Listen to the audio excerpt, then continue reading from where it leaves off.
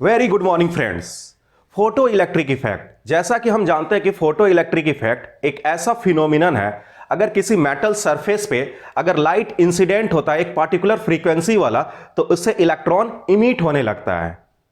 तो इस फिनोमिनन का सबसे पहले डिस्कवरी हेनरिक हर्ट्ज नाम करके साइंटिस्ट ने किया। तो वो जो डिस्कवरी जो था वो एक एक्सीडेंटल डिस्कवरी था। हेनरिक हर्ट्ज जो साइंटिस्ट था, एक्चुअल में वो इलेक्ट्रोमैग्नेटिक वेव पे एक्सपेरिमेंट कर रहा था। मैक्सवेल ने बताया था कि इलेक्ट्रोमैग्नेटिक वेव एग्जिस्ट करता है, लेकिन ये जो बताए थे ये बिल्कुल मैथमेटिकल था, उन्होंने कोई भी एक्सपेरिमेंटल प्रूफ नहीं दिया था। तो उसे प्रूफ करने के लिए कि इलेक्ट्रोमैग्नेटिक वेव एक्चुअल में एग्जिस्ट करता है या नहीं करता है, इसके लिए हेनरिक हर्ट्ज एक्सपेरिमेंट कर रहे थे। उसी एक्सपेरिमेंट के दौरान उन्हें फोटो इलेक्ट्रिक इफेक्ट का जो है पता चलता है, और वहां पे एक सिंपल एक डिफिनेशन दे देते हैं कि जब भी लाइट जो है किसी भी मेटल सरफेस पे फॉल करता है तो उससे कुछ निगेटिवली चार्ज पार्टिकल्स इमिट होता है, और इस फिनोमिनन को फोटो इलेक्ट्रिक इफेक्ट कहा गया। यहां पे उन्होंने निगेटिवली चार्ज पार्टिकल्स का नाम लिया, इलेक्ट्रॉन का नाम नहीं लिया, क्योंकि उस समय इलेक्ट्रॉन का खोज नहीं हुआ था। तो आते हैं हम लोग यहां पर देखते हैं कि हर्ट्ज का कौन सा एक्सपेरिमेंट था जिसके कारण जो है फोटो इलेक्ट्रिक इफेक्ट का जो है एक्सीडेंटली खोज हुआ। तो देखते हैं हम लोग उस एक्सपेरिमेंट को। यह एक्सपेरिमेंट 1887 में किया गया था हर्ट्ज नाम करके साइंटिस्ट के द्वारा। इसे समझने के लिए हमें दो चीज समझना जरूरी है, एक ट्रांसमीटर और एक रिसीवर होना चाहिए। तो दो चीज हम लोग समझते हैं डिटेल में।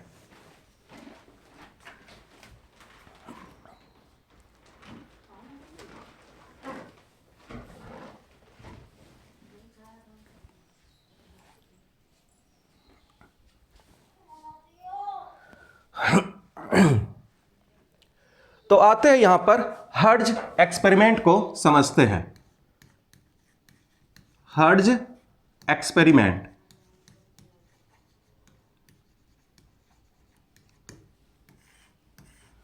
हर्ट्ज एक्सपेरिमेंट में दो चीज था हमारे पास। एक था ट्रांसमीटर, ट्रांसमीटर हमारे पास था, और दूसरा हमारे हर्ट्ज ने लिया जिसे बोले वो रिसीवर। सबसे पहले रिसीवर को समझते हैं, बहुत ही सिंपल है। रिसीवर में सिंपल एक मेटल कॉइल था, एक मेटल कॉइल था। ये यहां पे सपोज ये कॉपर का बना हुआ है, ये कॉइल एक प्रकार का लूप बना हुआ है। यहां पर एक मेटल का एक जो है बॉल बना दिए हम ये।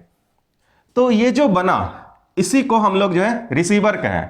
इसका खासियत ये है कि ये इलेक्ट्रोमैग्नेटिक वेव को डिटेक्ट कर सकता है। अगर इसके आसपास कहीं पर भी इलेक्ट्रोमैग्नेटिक वेव है तो ये दो जो बल्ब है इस दोनों के बीच में गैप है, यहां पर स्पार्क क्रिएट होगा।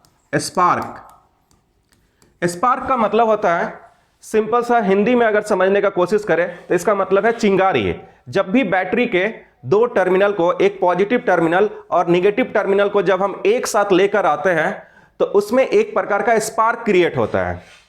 सेम यहां पर भी इस लूप में कोई भी इलेक्ट्रिसिटी फ्लो नहीं कर रहा है, कोई भी इलेक्ट्रिसिटी का जो है यहां पे कनेक्शन नहीं है। सिंपल एक कॉपर या किसी भी मेटल का, फेरस हो सकता है, एल्युमिनियम हो सकता है, और यहां पे एक छोटा सा जो है उसी मेटल का जो है बल्ब हम जो है बना चुके हैं ये। तो अगर इलेक्ट्रोमैग्नेटिक वेव इसके थ्रू होते हुए पास करता है तो यहां पर स्पार्क क्रिएट होता है, इसीलिए इसका नाम रिसीवर दिया गया है। क्योंकि इलेक्ट्रोमैग्नेटिक वेव में दो फील्ड होता है, इलेक्ट्रिक फील्ड होता है और मैग्नेटिक फील्ड होता है, मैक्सवेल का कहना था। तो अगर इलेक्ट्रिक फील्ड है तो उसके कारण पोटेंशियल डिफरेंस क्रिएट होगा, इस दोनों के बीच में एक पोटेंशियल डिफरेंस क्रिएट हो जाएगा, और उस पोटेंशियल डिफरेंस के कारण वहां पर स्पार्क क्रिएट होगा। ट्रांसमीटर दूसरा पार्ट जो है ये ट्रांसमीटर है, जैसे इसका नाम है ट्रांसमीटर। ये it produces radio wave, it produces radio wave, radio wave. ये रेडियो वेव को प्रोड्यूस करता है, या इलेक्ट्रोमैग्नेटिक वेव को प्रोड्यूस करने के लिए हम लोग यहां पे ट्रांसमीटर लेते हैं। इसमें किस प्रकार का सेटअप है, दो प्लेट है, एक ये मेटल प्लेट है, एक दूसरा ये मेटल प्लेट है, इस दोनों के बीच में एक बाय द वे यहां पर एक हम जो है ये मेटल का जो है एक बल्ब लगा दिए और इस दोनों के बीच में कुछ गैप है, यहां पे गैप है। ये इस मेटल प्लेट को हम ये एक हाई वोल्टेज से जो है कनेक्ट कर देते हैं। ये high voltage by the way ये अल्टरनेटिंग करंट ही होना चाहिए, अल्टरनेटिंग करंट के लिए से कनेक्ट करते हैं और ये वेरी हाई वोल्टेज है, very high voltage, very high voltage. High voltage तो है लेकिन यहां पे सर्किट जो है इसमें करंट फ्लो नहीं करती है क्योंकि ये सर्किट जो है क्या है, ओपन है। यहां पर ओपन होने के कारण, गैप होने के कारण इसमें करंट फ्लो नहीं करता है। ये तो होता क्या है, जब हम हाई वोल्टेज सप्लाई करते हैं तो हाई वोल्टेज के कारण यहां पे जितना भी एयर पार्टिकल्स रहता है वो पार्टिकल्स क्या होता है, आयोनाइज हो जाता है। जब ये आयोनाइज हो जाता है तो बिल्कुल ये कंडक्टर के तरह जो है यहां से यहां बिहेव करने लगता है और करंट इसमें फ्लो करने लगता है। तो हाई वोल्टेज के केस में इस दोनों के बीच में गैप में जो है एक स्पार्क क्रिएट होता है, एक स्पार्क क्रिएट होता है और इस स्पार्क के कारण एक इलेक्ट्रोमैग्नेटिक वेव क्रिएट होता है क्योंकि यहां पर चार्ज जो है एक्सेलरेटेड रहता है। चार्ज जो है यहां पर एक्सेलरेटेड है और हमें मालूम है कि एक्सेलरेटेड चार्ज पार्टिकल जो है इलेक्ट्रोमैग्नेटिक वेव को प्रोड्यूस करेगा। इस अल्टरनेटिंग करंट में इस चार्ज का जो है वेलोसिटी हमेशा बार बार चेंज करता है क्योंकि अल्टरनेटिंग करंट है। तो जब ये यहां पर आता है करंट का वैल्यू, जो भी वैल्यू आएगा और इस गैप में आने के बाद इसका वेलोसिटी चेंज करेगा, वैरी करेगा क्योंकि ये हमेशा ये अल्टरनेट के फॉर्म में रहता है। तो वेलोसिटी चेंज होने के कारण इसमें एक एक्सेलरेशन प्रोड्यूस हो रहा है। इसी एक्सेलरेशन के कारण, चार्ज में जो एक्सेलरेशन आया इसके कारण एक इलेक्ट्रोमैग्नेटिक वेव क्रिएट हो जाता है। तो इस पूरे सेटअप को उन्होंने ट्रांसमीटर बोला। सिंपल मैंने एक सेटअप बनाया है, इसमें और भी चीज जो है यूज होते हैं, ट्रांजिस्टर, कैपेसिटर, ये सारा चीज जो है इसमें यूज होता है। लेकिन ये सिंपल आपको पता रहना चाहिए क्या, ट्रांसमीटर का मेन मकसद क्या है, इलेक्ट्रोमैग्नेटिक वेव को प्रोड्यूस करना है। इसमें दो इलेक्ट्रोड हम लोग लेते हैं, उस दोनों के बीच में कुछ गैप होता है, हाई वोल्टेज से कनेक्टेड करते हैं। हाई वोल्टेज से कनेक्टेड होने के कारण जो है इस गैप के बीच में जो एयर रहता है वो आयोनाइज हो जाता है और जब वो आयोनाइज होता है तो इलेक्ट्रिसिटी को फ्लो कराने लगता है और जब ये इलेक्ट्रिसिटी फ्लो होता है तो उसमें एक स्पार्क क्रिएट होता है और इस स्पार्क के कारण एक इलेक्ट्रोमैग्नेटिक वेव क्रिएट होता है। इसलिए इलेक्ट्रोमैग्नेटिक वेव क्रिएट हो रहा है क्योंकि यहां पे जो चार्ज जो है यहां से यहां जो चार्ज जो फ्लो कर रहा है, इस चार्ज का वेलोसिटी हमेशा बार बार जो है चेंज करता है क्योंकि हम इसे अल्टरनेटिंग करंट से कनेक्टेड किए हुए हैं। और इसी एक्सेलरेटेड चार्ज पार्टिकल्स के कारण क्या होता है, इलेक्ट्रोमैग्नेटिक वेव क्रिएट होता है। इलेक्ट्रोमैग्नेटिक वेव क्रिएट हुआ, जैसे ही ये यहां पर रिसीवर के पास पहुंचा यहां पर भी एक स्पार्क क्रिएट हो जाता है। तो जैसे यहां पर स्पार्क क्रिएट होता है हमें पता लग जाता है कि इसके आसपास जरूर इलेक्ट्रोमैग्नेटिक वेव है क्योंकि ये रिसीवर तभी स्पार्क क्रिएट कर सकता है जब इसके आसपास इलेक्ट्रोमैग्नेटिक वेव होगा तभी, क्योंकि इलेक्ट्रोमैग्नेटिक वेव में इलेक्ट्रिक फील्ड होता है तो वो इस इलेक्ट्रिक फील्ड के कारण इस दोनों के बीच में एक पोटेंशियल डिफरेंस क्रिएट हो जाता है और उस पोटेंशियल डिफरेंस के कारण जो है वहां पे स्पार्क क्रिएट होता है। तो इस प्रकार जो हर्ट्ज जो है इलेक्ट्रोमैग्नेटिक वेव का जो मैक्सवेल बताए थे कि इलेक्ट्रोमैग्नेटिक वेव हमारे पास एग्जिस्ट करता है, उसे एक्सपेरिमेंटली प्रूफ करके सभी साइंटिस्ट के सामने लाते हैं और सभी साइंटिस्ट इसे एक्सेप्ट करते हैं। तो ये हर्ट्ज का एक्सपेरिमेंट जो उन्होंने इलेक्ट्रोमैग्नेटिक वेव को एक्सपेरिमेंटली दिखा दिए। अब इसमें होता क्या है इस एक्सपेरिमेंट में कि ये जो रिसीवर वाला पार्ट है इस पे कुछ वो अल्ट्रावायलेट रे को फॉल कराते हैं। ये यूवी रे अल्ट्रावायलेट रे को फॉल जब कराते हैं तो देखा गया क्या, ये स्पार्क जो है इजीली क्रिएट हो जाता है, बहुत ही आसान से यहां पे क्रिएट हो जाता है, या आप कह सकते हैं कि वो इजीली विजिबल होता है हमारे लिए, क्लियरली हम यहां पे देख सकते हैं। तो इसके पीछे रीजन ये है क्यों इजीली प्रोड्यूस हो रहा है। ये जो है अल्ट्रावायलेट रे जब इस मेटल सरफेस पे फॉल करता है तो जरूर negatively charge negatively charge particles emit करता है। ये जब ये निगेटिवली चार्ज पार्टिकल्स इमिट करता है तो उसके कारण इस दोनों गैप के बीच में इलेक्ट्रिसिटी इजीली ट्रांसफर होता है और हमें स्पार्क क्लियरली नजर आता है। तो ये फिनोमिनन हर्ट्ज के एक्सपेरिमेंट में नहीं था। तो यहां पे हर्ट्ज जो है इस फिनोमिनन का नाम देते हैं कि जब भी कोई अल्ट्रावायलेट रे या लाइट रे किसी मेटल सरफेस पे फॉल करता है तो उससे एक निगेटिवली चार्ज पार्टिकल इमिट होता है, और इस फिनोमिनन का नाम उन्होंने फोटो इलेक्ट्रिक इफेक्ट दिया। इसके बारे में ज्यादा वो खोज नहीं किए ना ही वो डिस्कवरी ज्यादा किए, क्योंकि उनका मेन पर्पस था इलेक्ट्रोमैग्नेटिक वेव को प्रूव करना एग्जिस्ट करता है या नहीं एक्सपेरिमेंटली। उनका एक्सपेरिमेंट का पर्पस पूरा हो चुका था। उस एक्सपेरिमेंट के दौरान जो है एक्सीडेंटली उन्हें एक नया फिनोमिनन के बारे में जो है पता लगा। उस नए फिनोमिनन को वो अपने रिसर्च वर्क में सिंपल जो है लिख देते हैं कि when light of a particular frequency का बात उन्होंने नहीं किया, बस उन्होंने ये लिखा जब भी अल्ट्रावायलेट रे किसी भी मेटल सरफेस पे फॉल करता है तो उससे निगेटिवली चार्ज पार्टिकल्स इमिट करता है, और इस फिनोमिनन को उन्होंने फोटो इलेक्ट्रिक इफेक्ट कहा। इतना लिखकर वो छोड़ दिए। इसके बाद जो फर्दर जो है आने वाले साइंटिस्ट जो है उस पर खोज करते हैं, फर्दर डिटेल में स्टडी करते हैं। जैसे आगे हम लोग देखेंगे हेलवच एक्सपेरिमेंट के बारे में देखेंगे, लिनार्ड एक्सपेरिमेंट के बारे में देखेंगे। बहुत सारे साइंटिस्ट इस पे जो है रिसर्च करते हैं, फ्रीक्वेंसी का क्या इफेक्ट होगा फोटो इलेक्ट्रिक इफेक्ट पे, इंटेंसिटी का क्या इफेक्ट होगा फोटो इलेक्ट्रिक इफेक्ट पे, उससे रिलेटेड ग्राफ के बारे में स्टडी किए, और फाइनली लास्ट में जो है आइंस्टीन आता है और ये सब के पीछे रीजन बताता है कि आखिर ऐसा क्यों होता है। इस आइंस्टीन के पहले जितने भी साइंटिस्ट थे वो सिर्फ एक्सपेरिमेंट कर रहे थे कि ऐसा होता है, ये हमें नजर आ रहा है, ये चीज हमें एक्सपेरिमेंट में नजर आ रहा है, लेकिन क्या रीजन है, आखिर क्यों होता है, कोई भी साइंटिस्ट जो है इसका एक्सप्लेनेशन नहीं दे पाते हैं।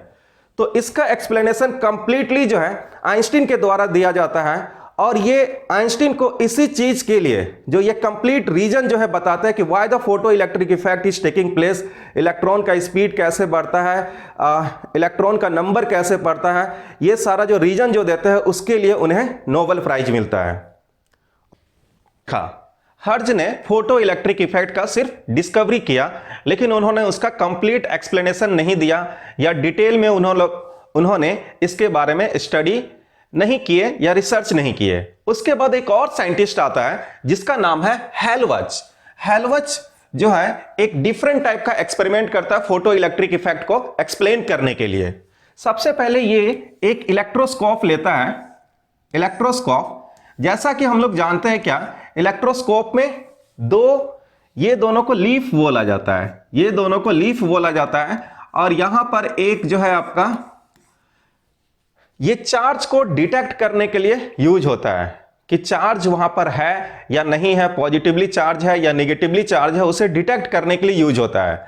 अगर जो है वायर जो है आपका जो है अगर पॉजिटिवली चार्ज इसके कांटेक्ट में आता है तो वैसे केस में ये दोनों आपका जो है लीफ जो है सेपरेट हो जाएगा। ये या जो है इस पे जो है नेगेटिवली चार्ज आता है तो इस पे भी नेगेटिवली चार्ज आएगा, इस पे भी नेगेटिवली चार्ज आएगा, दोनों लीफ क्या हो जाएगा, सेपरेट हो जाएगा आपका जो ये।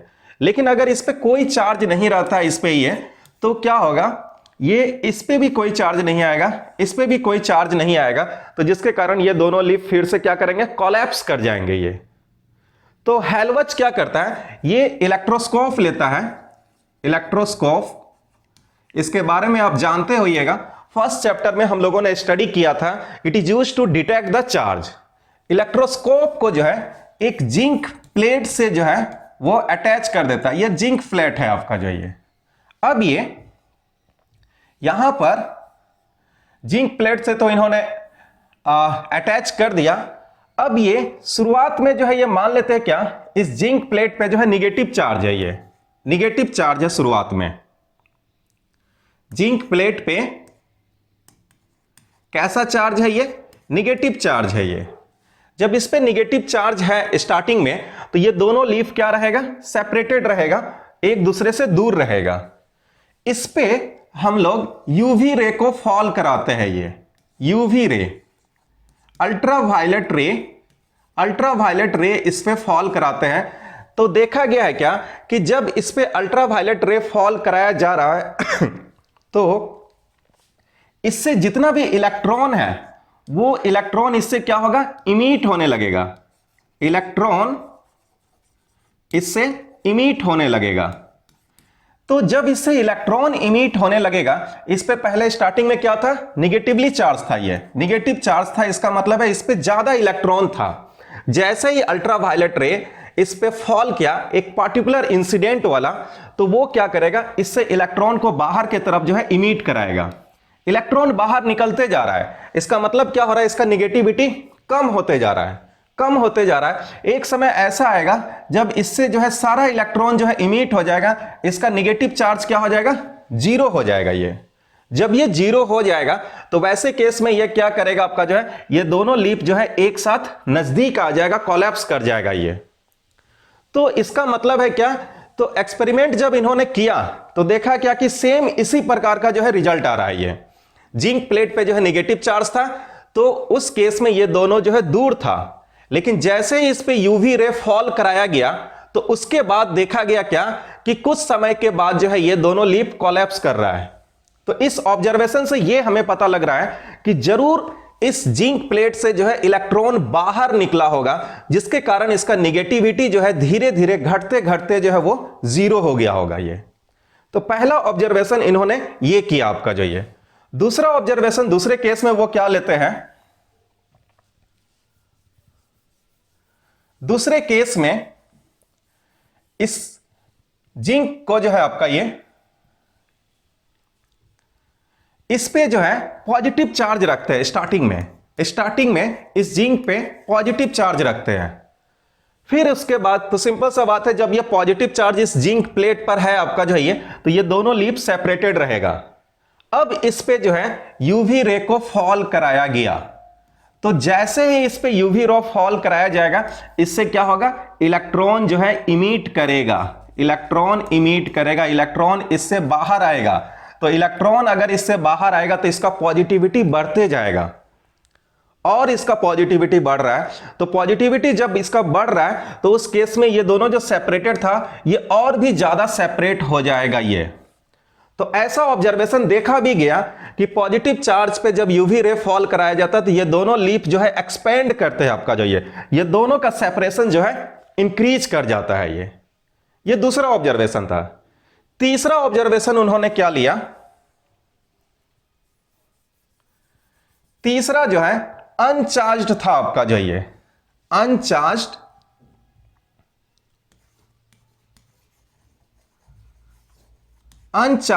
जिंक प्लेट था आपका जो है ये। अनचार्ज्ड जिंक प्लेट पे जो है उन्होंने जो है यूवी रे को जो है फॉल कराया, और जब ये अनचार्ज्ड प्लेट पे यूवी रे को फॉल कराया गया तो सिंपल है उससे इलेक्ट्रॉन इमिट होगा। तो जब ये इलेक्ट्रॉन इमिट होगा तो फिर से उसका लीफ जो है क्या किया, एक दूसरे से सेपरेटेड हो जाता है। जब ये अनचार्ज था तो अनचार्ज के केस में क्या था, ये दोनों लीफ जो है कोलैप्स था आपका जो ये। तो ये तीन ऑब्जर्वेशन जो है हेलवच नाम करके साइंटिस्ट जो है इस प्रकार के एक्सपेरिमेंटल सेटअप पे इन्होंने जो है एक्सपेरिमेंट किया। तो इससे यही कंक्लूजन निकलता है क्या कि जब भी आपका जो है लाइट रे एक पार्टिकुलर फ्रीक्वेंसी वाला जो है किसी मेटल सरफेस पे जब वो फॉल करता है तो उससे इलेक्ट्रॉन इमिट होने लगता है। तो ये फोटो इलेक्ट्रिक, इस फिनोमिनन को फोटो इलेक्ट्रिक इमिशन बोला जा रहा है। तो इन्होंने जो है हेलवच ने फोटो इलेक्ट्रिक इफेक्ट को जो है कंप्लीटली एस्टैब्लिश्ड कर दिया कि हां एक्चुअल में फोटो इलेक्ट्रिक इफेक्ट होता है ये। इसके पहले जो है हर्ट्ज जो क्या था, सिंपली बताया कि यहां पे ये निगेटिवली चार्ज आपका इससे रिलीज हो रहा है आपका यूवी रे के फॉल कराने से, इसलिए फोटो इलेक्ट्रिक इफेक्ट यहां पर हो सकता है आपका जो है ये। बस वो एक लाइन लिखकर छोड़ दिया, बाकी वो कंप्लीट एक्सप्लेनेशन वो कुछ भी नहीं दिया। लेकिन हेलवच जो है कुछ डिटेल में जो है इसके बारे में जो है इस एक्सपेरिमेंट को सेटअप करके जो है स्टडी की है। ओके, तो इतना ये हेलवच का एक्सपेरिमेंट था ये।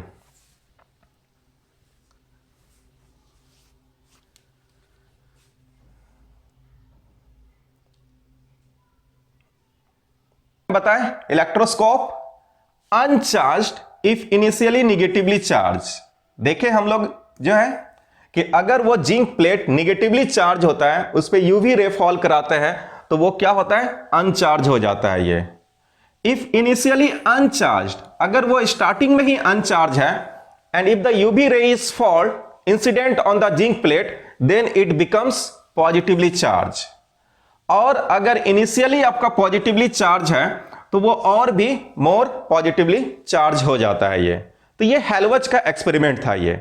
नेक्स्ट हम लोग जो है देखेंगे इसमें ये लिनार्ड के जो है एक्सपेरिमेंट को देखेंगे। लिनार्ड जो है कुछ और डिटेल में जो है फोटो इलेक्ट्रिक इफेक्ट को जो है स्टडी किए उन्होंने फोटो इलेक्ट्रिक इफेक्ट पे लाइट के इंटेंसिटी का क्या असर होगा, लाइट के फ्रीक्वेंसी का क्या असर होगा, इस दोनों के जो है इफेक्ट को जो है डिटेल में स्टडी किए। जैसे आपका जो अगर लाइट का इंटेंसिटी बढ़ाते हैं तो क्या होगा, आपका इलेक्ट्रॉन के इमिशन जो है किस प्रकार चेंज करेगा। अगर लाइट का फ्रीक्वेंसी को इंक्रीज या डिक्रीज करते हैं तो इलेक्ट्रॉन का इमिशन किस प्रकार वो चेंज करेगा। इस दोनों के बारे में लिनार्ड जो है कंप्लीट डिटेल में वो स्टडी किए। तो उस एक्सपेरिमेंट को हम लोग जो है यहां पर देखते हैं ये।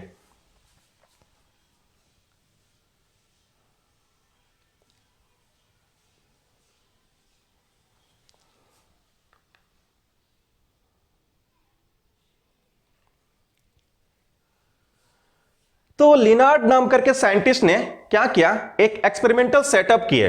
ये एक्सपेरिमेंटल सेटअप है आपके जो है लिनार्ड नाम करके साइंटिस्ट का।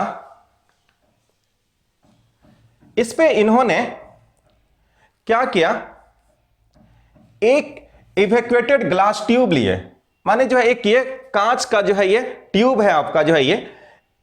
इस कांच के ट्यूब में जो है एक आपका जो है प्लेट है जिसे जो है कैथोड बोला गया। ये कैथोड है, कैथोड प्लेट है। जो प्लेट बैटरी के निगेटिव टर्मिनल से कनेक्टेड रहता है उसे कैथोड प्लेट कहते हैं। दूसरा जो है आपका जो है ये जो प्लेट है आपका जो है ये बैटरी के पॉजिटिव टर्मिनल से कनेक्टेड है, इसे एनोड बोला गया। ये एनोड इसे बोला गया ये। अब इसे जो है बैटरी से कनेक्ट किया गया और ये बीच में जो है आपका जो है कुछ भी आपका जो है इसमें नहीं है, आपका जो वैक्यूम है आपका जो है ये। तो वैक्यूम होने के कारण जो है देखा गया कि इसमें कोई इलेक्ट्रिसिटी फ्लो नहीं कर रहा है आपका जो ये, क्योंकि आपका बीच में आपका ये सर्किट कंप्लीट नहीं है। ये जब ये सर्किट कंप्लीट ही नहीं है तो वैसे केस में ये इलेक्ट्रिसिटी फ्लो नहीं करेगा। ये सिंपल ये बैटरी से जो है कनेक्टेड है। यहां पर एक प्लेट है, बीच में आपका गैप है और ये यहां पर गैल्वेनोमीटर लगाया गया है ताकि जो है ये इलेक्ट्रिसिटी के, अगर इलेक्ट्रिसिटी फ्लो हो रहा है तो वैसे केस में उसे क्या करे, वो डिटेक्ट कर सके, आपका जो है बता सके कि हाँ अब इसमें इलेक्ट्रिसिटी फ्लो किया गया है। तो स्टार्टिंग में जो है आपका जो है बैटरी से कनेक्ट कर दिया गया। देखा गया कि ये गैल्वेनोमीटर बिल्कुल क्या है आपका जो है स्ट्रेट है, आपका जो ये बिल्कुल इस प्रकार आपका जो है ये। तो वो बता रहा है क्या कि इसमें कोई भी करंट फ्लो नहीं कर रहा है। अब क्या किया उन्होंने, इस कैथोड पे यूवी रे, अल्ट्रावायलेट रे को इसमें फॉल कराया गया, लाइट को एक फॉल कराया गया। सवाल उठ रहा है क्या कि मैं बार बार अल्ट्रावायलेट रे को ही क्यों फॉल करा रहा हूं।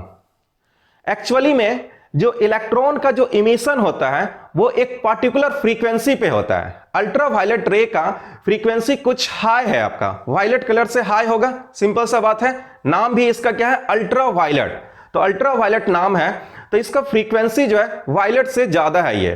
तो कुछ इसका ज्यादा फ्रीक्वेंसी है अल्ट्रावायलेट रे का, जिसके कारण जो है ये क्या करता है, इससे इलेक्ट्रॉन इमिट कराना उसके लिए आसान हो जाता है ये। तो अल्ट्रावायलेट रे को इस पे जब फॉल कराया गया तो देखा गया क्या, इसमें करंट आपका जो है ये जो यहां पे जो नीडल है वो नीडल डिफ्लेक्ट करने लगा। इसका मतलब है इसमें करंट क्या हो गया, फ्लो करने लगा। आपका जो ये current starts to flow, current starts to flow, ये फ्लो करने लगा।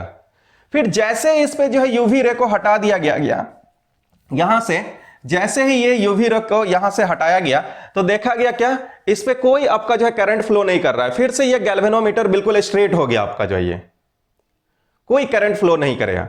फिर अल्ट्रावायलेट रे को इन्होंने जो इसमें फॉल कराया गया तो देखा गया कि करंट फिर से जो है ये फ्लो करने लगा।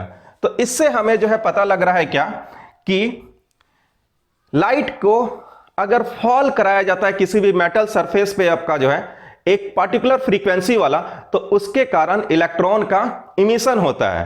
क्योंकि करंट अगर जो है कहीं पर एग्जिस्ट कर रहा है इसका मतलब जरूर वहां पे इलेक्ट्रॉन फ्लो कर रहा होगा। यहां पे गैल्वेनोमीटर करंट को डिटेक्ट कर रहा है। इसका मतलब जरूर यहां से निगेटिव टर्मिनल से पॉजिटिव टर्मिनल के तरफ जो है इलेक्ट्रॉन फ्लो किया होगा, इलेक्ट्रॉन फ्लो हुआ होगा, इसीलिए ये आपका डिफ्लेक्ट किया होगा। पॉइंट क्लियर है ये? तो यहां पर भी इन्होंने फोटो इलेक्ट्रिक इफेक्ट को बताया, थोड़ा सा और डिटेल में इन्होंने स्टडी किया। अब ये क्या करते हैं, दो फैक्टर को ये चेक करते हैं, लाइट के इंटेंसिटी और फ्रीक्वेंसी। लाइट के इंटेंसिटी पे जो है ये फोटो इलेक्ट्रिक इफेक्ट कैसे चेंज करेगा, कैसा बिहेवियर शो करेगा, लाइट के फ्रीक्वेंसी पे फोटो इलेक्ट्रिक इफेक्ट का क्या बिहेवियर होगा, इस दोनों के बारे में डिटेल से स्टडी किए।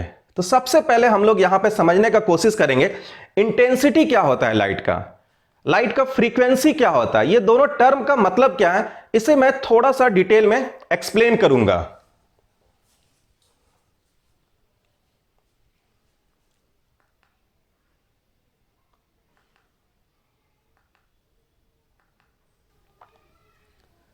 इंटेंसिटी के बारे में हम लोग पढ़ने का कोशिश करते हैं। ये इंटेंसिटी को समझना है डिटेल से। ये इंटेंसिटी का जैसे हम फॉर्मूला जानते हैं, इंटेंसिटी इक्वल टू, या सिंपल है यहां पे इंटेंसिटी को हम लोग जो है ये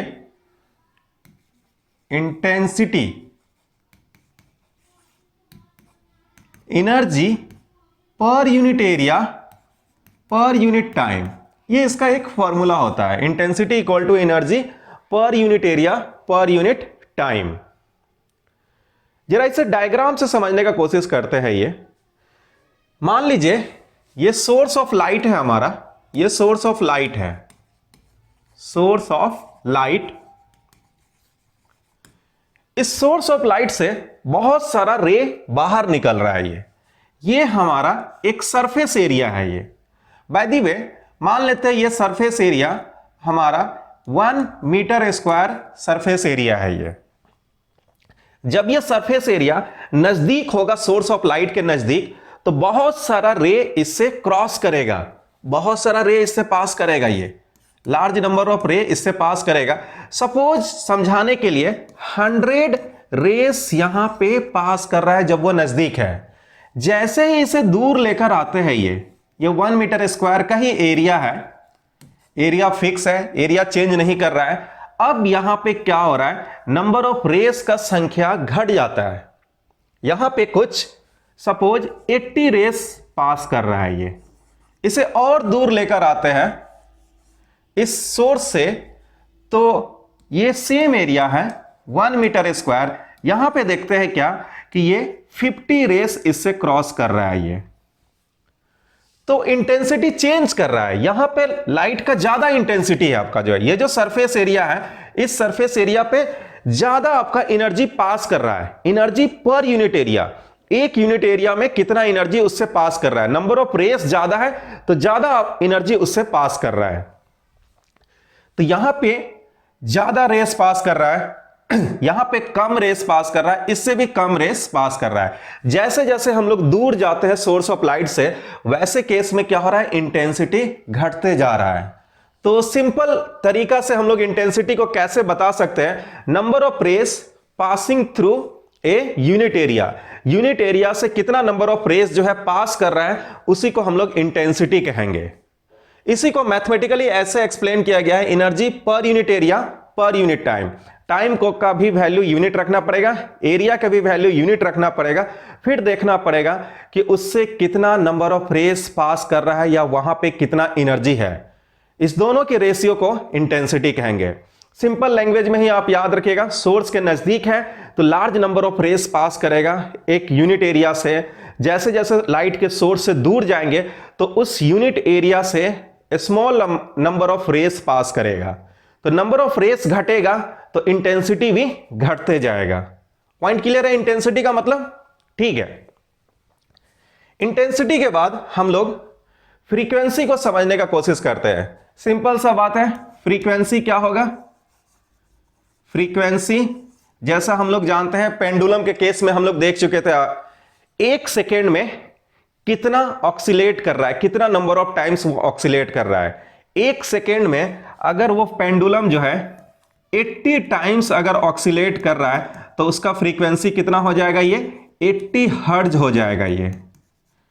तो सेम ये अगर वेव है, लाइट हमारा जो है ये वेव नेचर है इसमें ये, तो जब ये वेव नेचर है तो इसका फ्रीक्वेंसी एक इसका प्रॉपर्टी होगा। जब फ्रीक्वेंसी इसका प्रॉपर्टी होगा तो उसका जो है पार्टिकल्स जो है आपका जो है क्या करेगा, वाइब्रेट करेगा। और वो वाइब्रेट करेगा 1 सेकंड में कितना टाइम्स वो वाइब्रेट किया, 1 सेकंड में जितना नंबर ऑफ टाइम्स जो है वाइब्रेट करेगा वो उसका फ्रीक्वेंसी होगा। तो अलग अलग फ्रीक्वेंसी वाला हमारे पास इलेक्ट्रोमैग्नेटिक वेव होंगे। पॉइंट क्लियर है? ये फ्रीक्वेंसी का मतलब समझ में आ रहा है, number of vibration per second. Intensity का मतलब समझ में आ रहा है, number of rays crossing through a unit area. एक यूनिट एरिया से कितना नंबर ऑफ रेस जो है क्रॉस कर रहा है एक यूनिट टाइम में। जितना नंबर ऑफ रेस जो है एक यूनिट एरिया से यूनिट टाइम में क्रॉस करेगा वो उसका इंटेंसिटी होगा। सोर्स के नजदीक है तो इंटेंसिटी ज्यादा होगा, सोर्स के दूर है तो इंटेंसिटी कम होगा। लेकिन फ्रीक्वेंसी कभी नहीं चेंज करेगा ये। अगर सोर्स, फ्रीक्वेंसी उसके सोर्स पे डिपेंड करेगा सिर्फ ये। जो भी सोर्स है, अगर बाय द वे सन आपका जो है सोर्स है, उससे जिस फ्रीक्वेंसी का जो है लाइट निकल रहा है वो फिक्स रहेगा। चाहे उसके नजदीक में हम लोग ले, चाहे उस सोर्स से हम लोग जो है दूर ले, वो फ्रीक्वेंसी चेंज नहीं करने वाला है।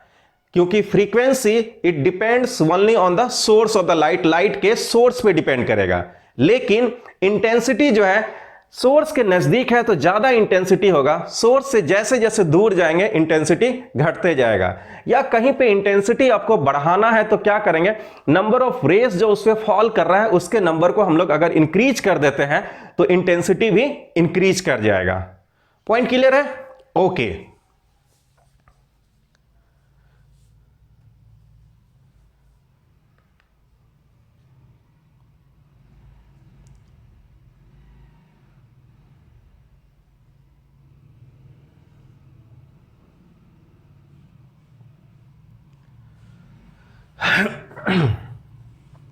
इंटेंसिटी के बारे में कुछ इसके थ्योरेटिकल कुछ डिफिनेशन को देखते हैं जरा हम लोग यहां पे।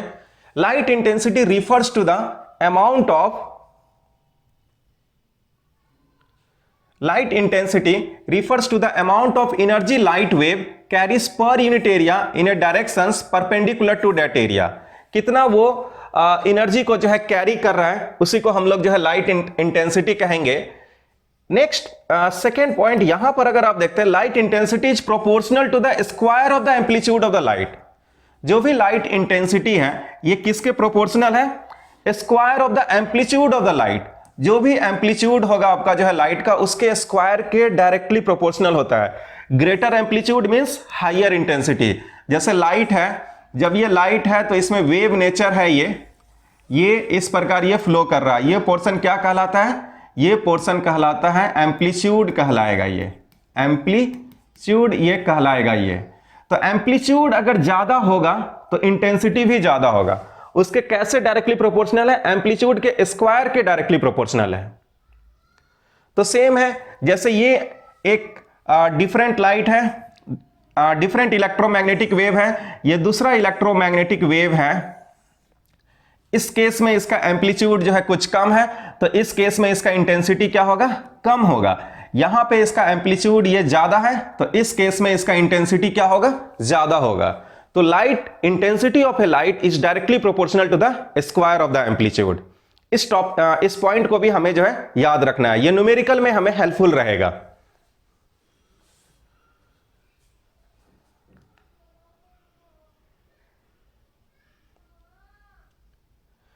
सेम उसी पॉइंट को फिर से यहां पे डिस्कस किया गया है। सेम पॉइंट को हम लोग जो है यहां पर डिस्कस कर रहे हैं। Light intensity decreases with the distance from the source due to the inverse square law.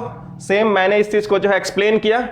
जैसे जैसे डिस्टेंस बढ़ेगा वैसे वैसे इंटेंसिटी क्या होगा, घटेगा।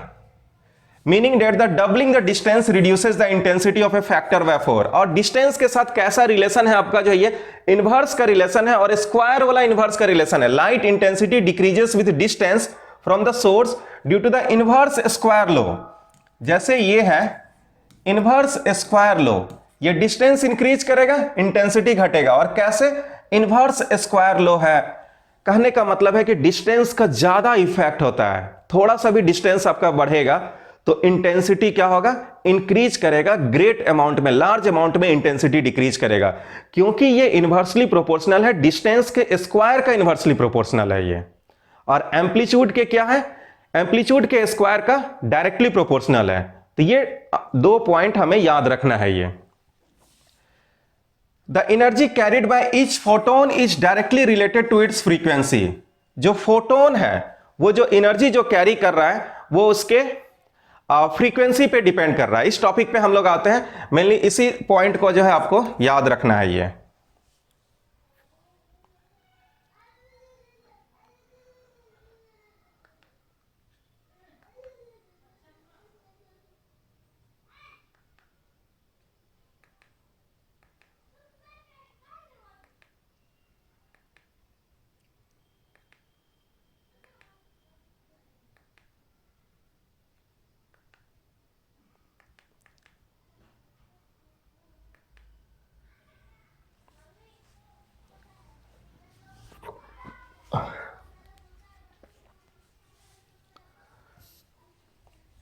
अब आते हैं फिर से हम लोग जो है लिनार्ड एक्सपेरिमेंट पे फिर से आते हैं वापस। यहां पे हम लोगों ने देखा कि अगर जो है कैथोड पे जो है लाइट यूवी रे को फॉल कराया जाता है तो इससे करंट फ्लो होने लगता है। ये करंट फ्लो हो रहा है, इसका मतलब क्या हो रहा है, कुछ इलेक्ट्रॉन इससे इमिट हो रहा था। ये अब जो है लिनार्ड जो साइंटिस्ट जो था वो डिटेल में स्टडी किया कि इंटेंसिटी का क्या असर होगा, नंबर ऑफ इलेक्ट्रॉन्स पे क्या होगा, करंट पे क्या असर पड़ेगा अगर लाइट के इंटेंसिटी को इंक्रीज कर दिया जाए या फ्रीक्वेंसी को चेंज कर दिया जाए, तो वैसे केस में क्या इफेक्ट होगा। तो उस चीज के बारे में थोड़ा सा हम लोग जो है डिटेल से देखते हैं। ये तो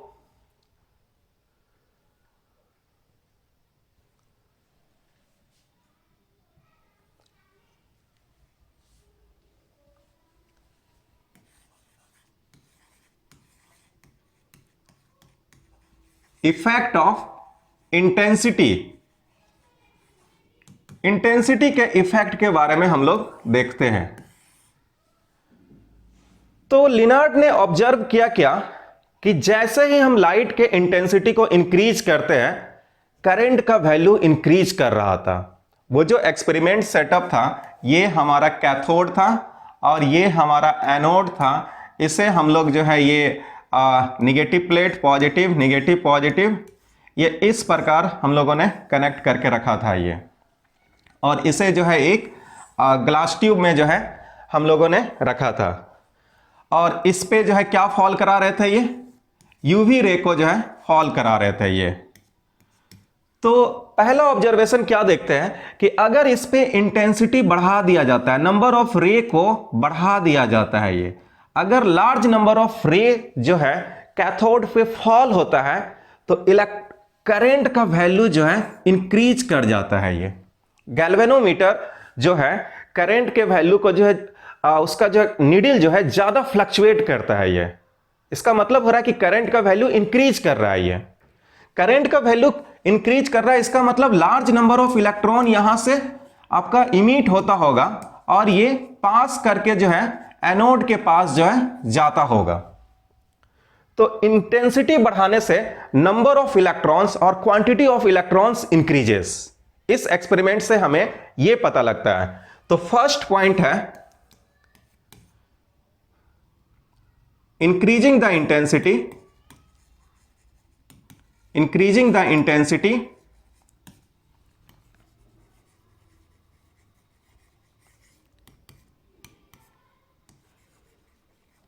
the number of free electrons, the number of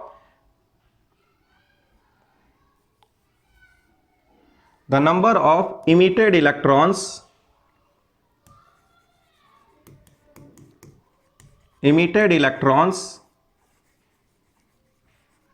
जिसे हम लोग जो है फोटो इलेक्ट्रॉन्स कहते हैं, फोटो इलेक्ट्रॉन्स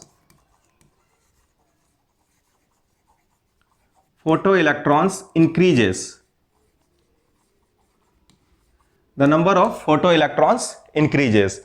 इंटेंसिटी इंक्रीज करते हैं, इंटेंसिटी है इसे इंक्रीज करेंगे तो इलेक्ट्रॉन का क्वांटिटी भी आपका जो है क्या होगा, इंक्रीज कर जाएगा। ये पहला ये पॉइंट था। ये दूसरा देखते हैं फ्रीक्वेंसी पे क्या असर होता है? ये फ्रीक्वेंसी पे क्या असर था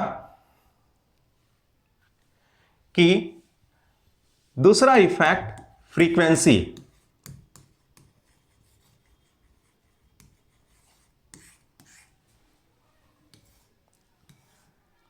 कैथोड एनोड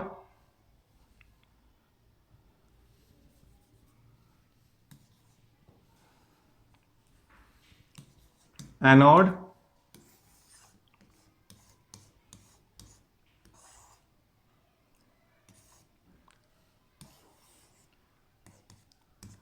ठीक है। अब यहां पे लाइट के फ्रीक्वेंसी को चेंज किया जाता है। तो देखा गया क्या कि जैसे जैसे लाइट के फ्रीक्वेंसी को चेंज करते हैं, एक पार्टिकुलर फ्रीक्वेंसी होता है, उसी पार्टिकुलर फ्रीक्वेंसी से इलेक्ट्रॉन इमिट करना स्टार्ट होता है। अगर उससे कम फ्रीक्वेंसी है तो इलेक्ट्रॉन उससे इमिट होता ही नहीं है। जैसे सपोज आपको समझाने के लिए, इस पे जो लाइट जो फॉल कर रहा है, इसके फ्रीक्वेंसी को हम जो है ले लेते हैं f इक्वल टू 50 हर्ज लेते हैं।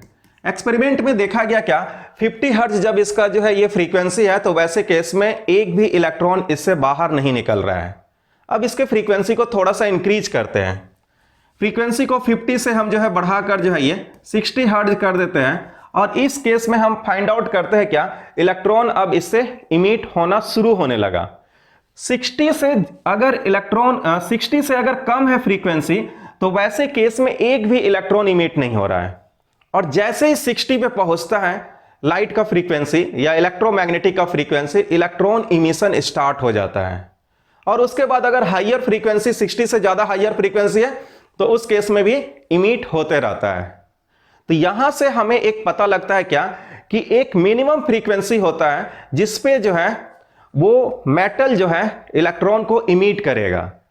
तो वो जो मिनिमम फ्रीक्वेंसी है, the minimum frequency at which the metal starts to emit the free electrons, that frequency is known as the threshold frequency. उस मिनिमम फ्रीक्वेंसी को हम लोग जो है थ्रेशोल्ड फ्रीक्वेंसी कहते हैं। तो एक टर्म हमारे पास आता है threshold frequency, threshold frequency.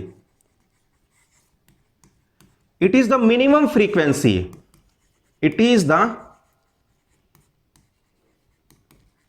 minimum frequency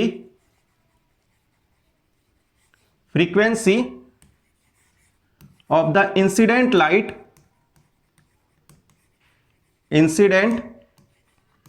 light at which the emission of electron starts. Emission of electrons start. एक ऐसा मिनिमम फ्रीक्वेंसी जिस पे इलेक्ट्रॉन का इमिशन शुरू होता है, उसे हम लोग थ्रेशोल्ड फ्रीक्वेंसी कहते हैं। तो हर मेटल के लिए आपका कोई ना कोई थ्रेशोल्ड फ्रीक्वेंसी होगा ही। तो थ्रेशोल्ड फ्रीक्वेंसी से अगर ज्यादा है तो इलेक्ट्रॉन इमिट करेगा, कम है तो इलेक्ट्रॉन इमिट नहीं करेगा। तो एक ये पॉइंट देखे फ्रीक्वेंसी के बेसिस पे। दूसरा चीज क्या देखा गया फ्रीक्वेंसी पे, अगर फ्रीक्वेंसी को इंक्रीज किया जाता है तो इलेक्ट्रॉन का स्पीड भी इंक्रीज कर जाता है। इस एक्सपेरिमेंट में लिनार्ड जो है ऑब्जर्व किए कि अगर फ्रीक्वेंसी इंक्रीज किया जाता है इलेक्ट्रोमैग्नेटिक वेव का, तो इलेक्ट्रॉन का स्पीड इंक्रीज कर जाता है। अगर डिक्रीज किया जाता है तो इलेक्ट्रॉन का स्पीड भी घट जाता है। लेकिन इंटेंसिटी के साथ कोई फर्क नहीं है। इंटेंसिटी आप चाहे कितना भी इंक्रीज कर दीजिए, इलेक्ट्रॉन का स्पीड नहीं बढ़ने वाला है, ना ही इलेक्ट्रॉन का स्पीड घटने वाला है। तो इलेक्ट्रॉन का वेलोसिटी या इलेक्ट्रॉन का स्पीड जो है फ्रीक्वेंसी पे डिपेंड करता है, ना कि इंटेंसिटी पे डिपेंड करता है। तो एक ये हमारा जो है नेक्स्ट पॉइंट है, speed of the electron. Speed of electron depends upon the frequency, depends upon the frequency of the light, frequency of the electromagnetic wave। larger the frequency of the electromagnetic wave, more will be the speed of the electron. Smaller the frequency of the electromagnetic wave, less will be the speed of the electron. लेकिन condition क्या है, वो threshold frequency से ज्यादा होना चाहिए।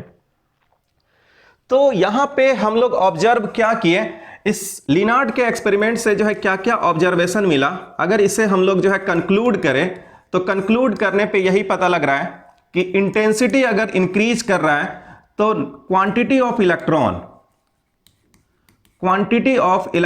Increase करता है। ये क्वांटिटी ऑफ इलेक्ट्रॉन या नंबर ऑफ इलेक्ट्रॉन इंक्रीज करेगा। ये फ्रीक्वेंसी के केस में क्या होना चाहिए, हमारे पास एक थ्रेशोल्ड फ्रीक्वेंसी होना चाहिए, तभी जो है इलेक्ट्रॉन इमिट करेगा। दूसरा चीज, फ्रीक्वेंसी अगर इंक्रीज कर रहा है तो स्पीड ऑफ इलेक्ट्रॉन भी इंक्रीज करेगा। ये ज्यादा फ्रीक्वेंसी ज्यादा स्पीड। तो ये कुछ कंक्लूजन है जो लिनार्ड के एक्सपेरिमेंट से पता लगा हमें। ये लिनार्ड इसे बिल्कुल जो है डिटेल में जो है स्टडी की है।